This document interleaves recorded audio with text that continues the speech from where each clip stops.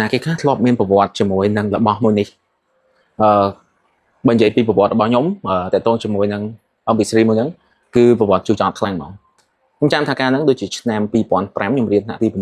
8កាលហ្នឹងទ្រាំសំលុយបានទិញជាមួយនឹងផៅអំពីស្រីមួយហ្នឹងត្រូវចំណាយពេលយូរហើយស្រឡាញ់មែនតើធ្លាប់ឃើញអ្នកគេក្នុងថ្នាក់គាត់ប្រើស្រីអំពីស្រីហ្នឹងនិយាយថាពីលយមែនតើហ្មងបើនិយាយពីការជំនាន់ហ្នឹងមានអាហ្នឹងមួយដូចមាន iPhone នៅក្នុងដៃចឹង iPhone 16 17 Pro Max អីជំនាន់ឥឡូវហ្នឹងហើយព្រោះការជំនាន់ហ្នឹងទៅមិនចេញ MP3 ទេ MP4 អត់តន់ចេញទេអញ្ចឹងមានអាហ្នឹងមួយគឺលយមែនតើហើយទ្រាំសំបានកាលហ្នឹងជំនាន់ហ្នឹងដូចជាទិញតម្លៃខ្ទង់$20ជាងអីហ្នឹងណែកាលហ្នឹងខ្ញុំរៀននៅសាលាមនីវងហើយនៅខាងបាត់ដំបងហើយជំនាន់ហ្នឹងគឺល្បីកូរ៉េឈោដំបងហើយនឹងបាត់ខ្មែរសេរីផលិតកម្មដែលមានដូចជាអានគុណកាឡាដូចជាណាំបុនរតអីហ្នឹងគឺកាលហ្នឹងលយមែនតើហើយដាក់ស្ដាប់កាលហ្នឹងដាក់ដូចជាបានតែប្រហែលដូចជា100បទអីជាងហ្នឹងឯងហើយស្ដាប់ទៅវិញទៅមកដាក់កាសហើយអត់ហ៊ានឲ្យប៉ាម៉ាក់ដឹងទេហើយលោកគាត់ថាយើងប្រើរបស់អញ្ចឹងទៅអត់រៀនអញ្ចឹងអត់ហ៊ានប្រើទេអូខេអញ្ចឹងបើជ្រុលនិយាយពីMP3 ហើយខ្ញុំមានរបស់មួយចង់ឲ្យអ្នកនរគ្នាមើលដែរនេះដោយសារតែកាសនេះតម្លៃត្រឹមតែ$15ទេ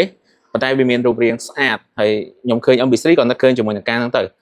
កាសនេះឈ្មោះថា G3 ហើយវារូបរាងវាស្អាតវាលក្ខណៈបែប premium បែប gaming អញ្ចឹងណាហ្នឹងហើយមានភ្លើងហ្នឹងហើយដោយសារតែឥឡូវវាភ្លឺខ្លាំង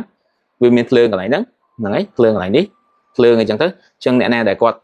សេរីបើគិតពីឥឡូវទៅអ្នកចូលចិត្តប្រើទូរស័ព្ទក្មេងៗណាគាត់ប្រើទូរស័ព្ទបែបលក្ខណៈលេងហ្គេមលក្ខណៈប្រើប្រាស់ជាទូទៅគាត់ប្រើនេះត្រូវក្មេងភាគច្រើនក្មេងប្រុសគាត់ប្រើត្រូវជាមួយនឹង model មួយនេះតម្លៃល្អត្រឹមតែ$15បើគិតជាលើខ្មែរតែ$60000ទេហើយឥឡូវនេះគឺយើងមាន free សេវាដឹកនៅ25ខេត្តក្រុងហ្មងអញ្ចឹងអ្នកណាដែលគាត់ចង់បានអាចធ្វើការឆាតមកក្នុង page មកពេលយើងមានពីរគឺ PJ Store មួយហើយនិង Late Night Store មួយអញ្ចឹងអ្នកទាំងអស់គ្នាអាចឃើញមួយណាក៏បានដែរអាចតម្លាក់ចូលមកហើយយើងនឹងមានការ free សេវាដឹកជូនអ្នកទាំងអស់គ្នាទាំង25ខេត្តក្រុងតែម្ដងអរគុណច្រើនហើយអ្នកដែលគាត់ធ្លាប់ប្រើ MP3 ដែលខ្ញុំបានបង្ហាញខាងលើនេះក៏អាចធ្វើការcomment មកបានដែរថាតើធ្លាប់មានប្រវត្តិជួសជុលមិនខ្លះជាមួយនឹង MP3 មួយហ្នឹងធ្លាប់ត្រូវប៉ាវាយម៉ាក់វាយដោយសារតែលួចទិញឬក៏មិនដែរអាចជួយ comment ប្រាប់ទាំងអស់គ្នាផងអូខេ